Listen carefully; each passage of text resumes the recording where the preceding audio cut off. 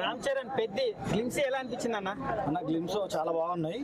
ఇప్పుడు శ్రీరామ్ నవమి కదా ఈరోజు, ఇది పెద్ది నవమి అని అనుకోవచ్చు అన్న. గ్లిమ్స్ చూసి 100% బిఫోర్ సినిమాకి చాలా రిగ్రెట్ అయినారు అందరూ రామ్ చరణ్ ఫ్యాన్స్. ఈ సినిమాతోని అందరూ భుజాలు తరుముకోవచ్చు.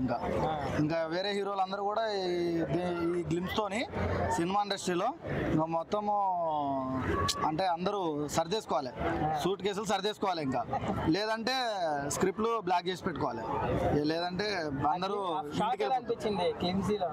పెద్ద షాట్. ఇప్పటి వరకు క్రికెట్ హిస్టరీలోనే అంతలో ధోని, సచిన్ టెండూల్కర్, విరాట్ కోహ్లీ వీళ్ళందరూ చాలా మంది ఆడారు. కానీ ఈ షాట్ మాత్రం కన్ఫామ్ గా క్రికెట్ చరిత్రలోనే సృష్టిస్తుంది.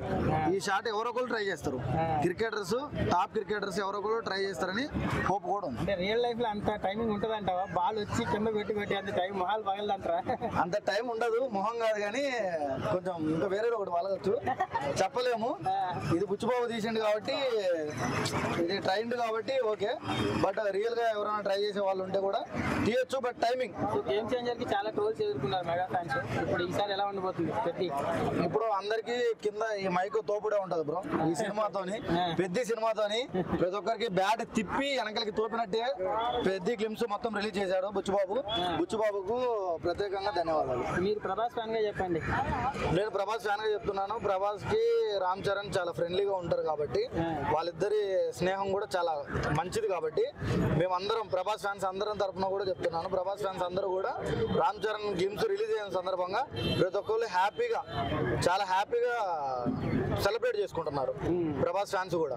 ఎందుకంటే రామ్ చరణ్, ప్రభాస్ కూడా సొంత అన్నదమ్ముల్లాగా ఉంటారు కాబట్టి వీళ్ళు కూడా ప్రభాస్ ఫ్యాన్స్ కూడా చాలా హ్యాపీగా సెలబ్రేట్ చేస్తారు. చెప్పండి, ఒక ప్రభాస్ అన్న ఫ్యాన్ గా ఎలా ఉంది పెద్ద షాట్? ఎలా ఉంది పెద్ద షాట్? దింపేసిండు బ్రో, చాలా బాగుంది. టైటిల్ వచ్చినప్పుడు టైటిల్ ఏంది అసలు అర్థం కాలేదు. పెద్ద ఏంటి అనుకున్నాను. పెద్ద అంటే పెద్దోడు అంట. సో ఊరికా టీం కాదు ఏంకో తెలియదు, కానీ సినిమా చూస్తే పూర్తిగా అర్థమైంది.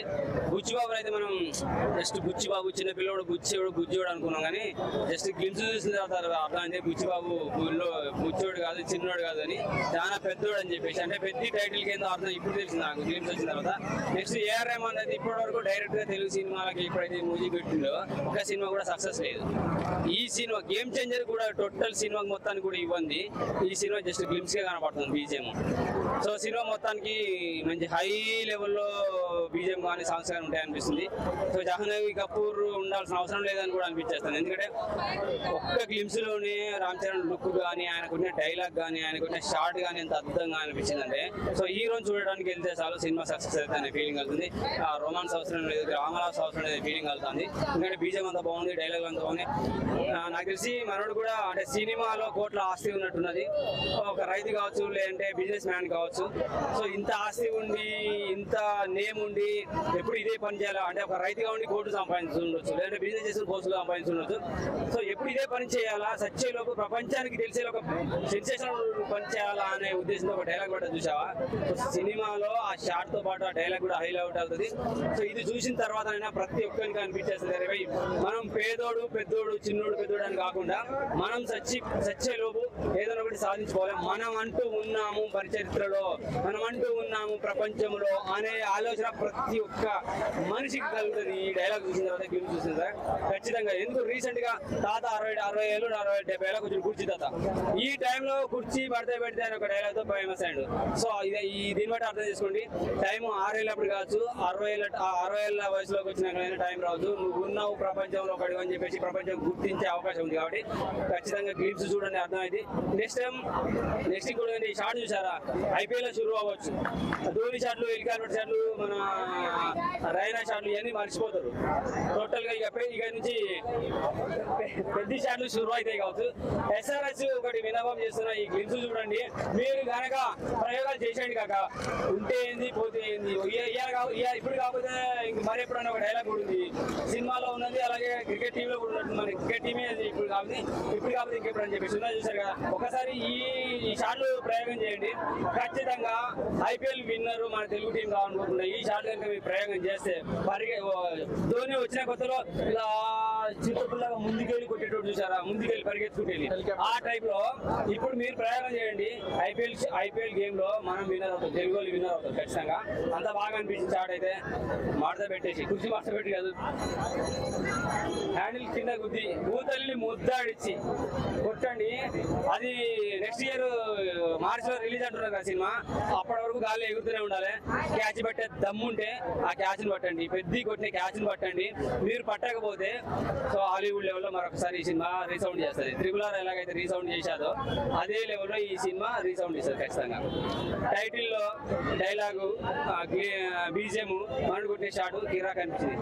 ఏఆర్ రెహమాన్ తెలుగు సినిమాలకు పనికి వస్తాడని ఇప్పటివరకు అయితే నాకు అర్థం కాదు. ఏఆర్ రెహమాన్ తెలుగు సినిమాలకు అసలు పనికి రాడు అనుకున్నా. ఈ సినిమా గ్లిప్స్ చూసిన తర్వాత ఏఆర్ రెహమాన్ తెలుగు సినిమాలు కూడా పనికి వస్తాడని అర్థమైంది. ప్రతి టైటిల్ కి మీనింగ్ కూడా తెలిసింది. బుచ్చిబాబు కాదు పెద్ద బాబు పెద్ది బాబు అని చెప్పేసి అర్థమైపోయింది. సో టోటల్ గా సినిమా అయితే గేమ్ చేంజర్ ని మర్చిపోతాం. ప్రతి సినిమా కోసం వెయిట్ చేస్తారు, కాకపోతే 1 year దాకా వెయిట్ చేయాలి. ఓపికతో వెయిట్ చేస్తే మంచి బ్లాక్ బస్టర్ మూవీని మనకు పెద్ద రూపంలో బుచ్చిబాబు అందించబోతున్నాడు. బుచ్చిబాబు కాదు పెద్ద బాబు అందించబోతున్నాడు. Thank you very much. Wonderful shots, wonderful dialogue, wonderful BGM. Teaser చూసిన అన్న మస్తు ఉంది, కిరాక్ ఉంది. ఏమన్నా ఉంది తెలుసా, బ్యాటింగ్ తీసుకుంటాడు, కింద కొట్టుకుంటా పోయి బ్యాట్ కొడతాడు చూడు, మళ్ళా ఎగిరి కార్ మీదకి వెళ్ళి కూడా దుంకుతాడు చూడు, జీపో కార్ మీదకి వెళ్ళి. హైలైట్ ఉంది సినిమా. హెయిర్ కట్ అవన్నీ అందరూ అంటూ రంగస్థలం లాగా ఉంది అనుకుంటారు, కానీ రంగస్థలం లాగా లేదు, దాని అమ్మ మౌల్లాగా ఉంటుంది సినిమా. సూపర్ ఉంది అది, అలా ఏ డౌటే లేదు. దాని గురించి ఎవరు మాట్లాడే అవసరం కూడా లేదు, అంత బాగుంది.